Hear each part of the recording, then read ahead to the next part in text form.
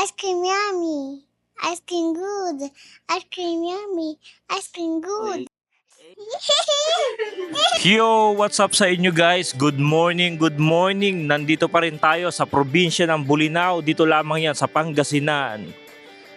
Kasalukuyan kaming nagstay dito sa hotel. Anong pangalan ng hotel natin? Stella Resort. Dito lamang yan sa Bolinao. Ayan, umaga dito ngayon. Kung mapapansin nyo, ayan, sila Mama, sila Jen, sila Isla. Ayan, medyo kumalma na yung dagat. Unlike kahapon na masyadong maalon. So ngayon, ayan, tumitingin-tingin kami ng mga isda, mga brittle stars sa tubig, mga hermit crabs. Ayan, so pakita ko sa inyo yung dagat. Ayan, nasa likuran ko. Medyo kalmado na siya kahapon. Yung alon niya hanggang doon sa bato. Kaya medyo hindi kami nakakapag enjoy dito sa tubig. Ngayon lang siya kumalma. So tara, tingnan natin kung ano yung mga nahuli nila dito. Good morning guys! Narito kami ngayon sa Bolinao, Pangasinan Beach. Masarap ang tubig dito. Ang resort natin ay Stella Beach Resort. Ilang beses na narito? 2 times. 2 times na. 2 times. Maganda. Ito guys, tingnan nyo, nasa tubig Sea cucumber. Ito no, ganda. Maalat. Yung sea cucumber na to guys, ano siya? Kinakain niya ng hilaw, yung iba kinikilaw. Bali hihiwain mo lang isa yan sa gitna, tapos tatanggalin mo yung mga laman loob, tapos ready na siya. Oh, ano kaya lasa? Sabi lasang ano daw lasang oyster ba? So ayan, may kinukuha si Ivan. Ay no. Okay. Dito. Mabas yan. Ay, eel. Eel. Yan, merong eel. Oh, what did you see on the water? Did you see fish? No. No fish? No fish. I see this one. Did you see? Oh, did you saw that one? Did you see any crabs? Yes. How about fish? Fish. Yes. Wow. Is there a lot of fish? Yes. There's lots of fish. Say good morning vlog. Good morning, vlog. My name is Ivy. My name is Ivy. I'm pretty. I'm pretty. Say bye-bye vlog. Bye-bye, vlog. Ito mga tol, ang linaw ng tubig pag umaga. So yung alon niya, ayun na sa dulo. Pero mamaya to panigurado tataas na naman siya. So kaya ngayon, magandang paliguin yung mga bata pagka gantong umaga kasi kalmado yung dagat. So tara, maglalakad-lakad lang tayo. Tingnan natin kung ano pa yung mga makikita natin o mahuhuli natin. Ayan yung mga gantong mga bato. Kailangan iangat-angat nyo. Ano ba yung hawak mo? Ito, iba-ibang shell. Mga empty na yan. Empty. Iuwi ko. Pero meron dito guys mga hermit crab. Teka lang, hahanap tayo.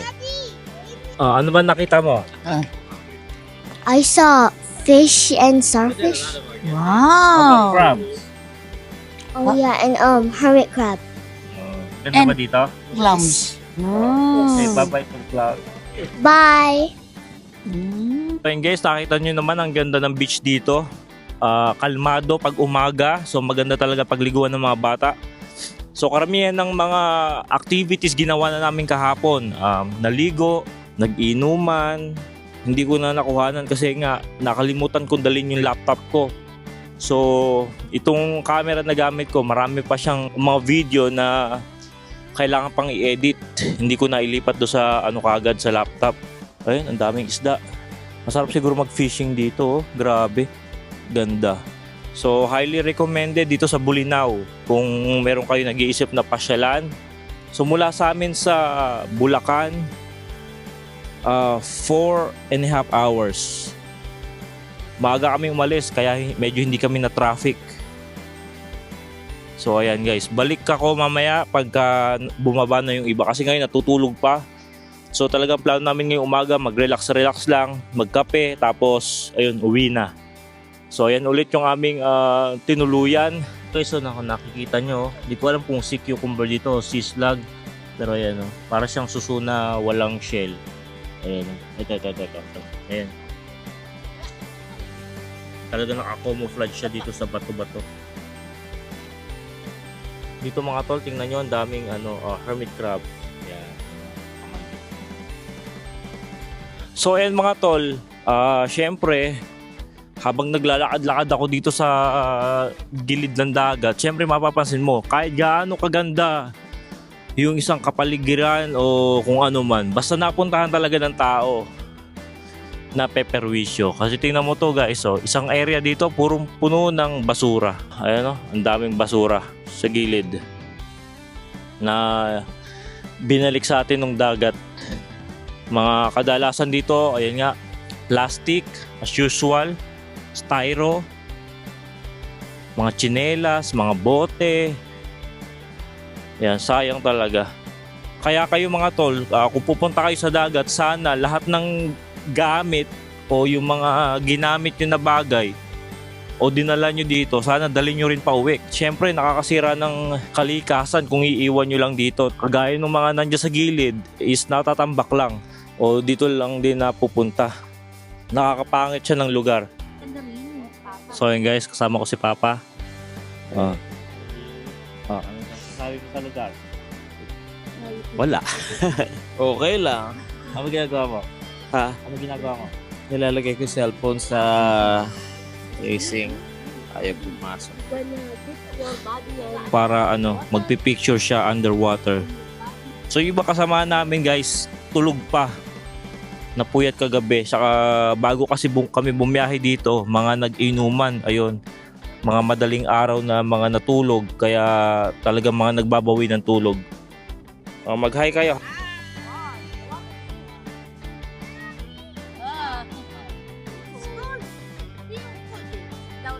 Guys, may nagbebenta ng perlas. Perlas guys. Ayan. Ay, ano yan? Ganda. Nagbebenta si kuya ng perlas. Tunay na perlas yan. Galing sa Bubuanga. Mindanao. Hindi nasusunog. Ito madam. Ano? Kasi kung synthetic malulusaw madam. Patingin niya kuya. Ano yan, mga totoong Guys, perlas. perlas. Magkano ganito kuya? Perlas na si... 2.5 isang size kasi. Oo. Kayo gumawa nito? Yung tatay ko sumisisi. Oo. Sinisisi daw ng tatay niya. Ayan. Murami. Ano pinagkaiba nito, kuya? Tapos Bakit ito. ganito? Moonstone. Sa perlas. Saan galing naman to? Sa Kuwaiba. Mulma. Ganyan yung perlas. Ikaw ba to? Oh, ito. Black pearl, guys. Stone daw. Sa cave. Kinukuha. Nag-iiba-iba yung kulay. Black pearl. Ano ba to? Depende sa nasisinagan niya lang. Medyo mahal lang ano. Ayun mga guys, nagbebenta sila ng mga dito. Wind chime. Mga dekorasyon. Pati kayo kumukuha niyan dito? Tapos ginagawa. Magkano yung ganyan, te? Isa-isahin mo nga. Sir, dalawa 150 po, 150, 350 po, chandelier, 350 din po. Oo. Ganda. May wind chime din po kami sa Dreamcatcher.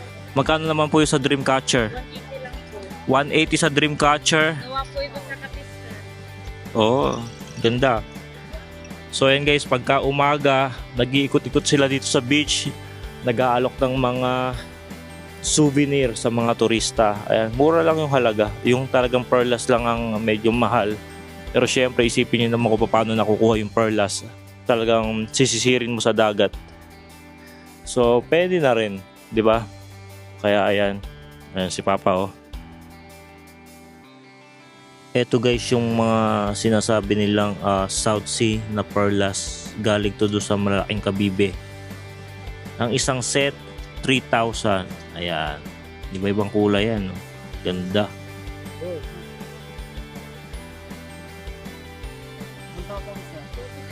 Ayan no? Grabe, ganda. Mga isang set. Ito naman, birthstone. Anong klaseng birthstone to? Amethyst. Amethyst. Ito, perlas pa din. Ayan o. Ito yung mga tinitinda ni Kuya. Kuya, anong pangalan mo Kuya? Sam. Ayan, si Kuya Sam. Ito naman, Ruby. Nga pala, bigyan ko lang kayo ng quick room tour dito sa natuluyan naming room. So ito yung room na natuluyan natin. Per night nito, 2,000 per night. Ayan. So yung pagpasensya nyo na medyo magulo. Dapat binidyo ko to bago kami dumating dito or unang dating namin. So yan, meron silang another mattress kung may kasama kayong chikiting. Tapos ang CR, mabilisan lang. Ayan. Tapos shower, ayan, kahiwalay. Hindi siya basa ng CR. So yan lang. 2,000 per night. So yun lang. Dito guys, yung mga ibang tao, ayan, pagka hindi ka mag-i-stay sa room nila, pwede ka rin mag-tent. Ayan. Mas maganda rin, di ba? Chill. O, ayan ulit yung lugar. From view dito sa ating tinuluyang kwarto. Ayan. Magkano yan? 4,000 pambayad sa kwarto. 2 kwarto, 4,000. Sa 2 kwarto namin, 4,000. You see them little bugs?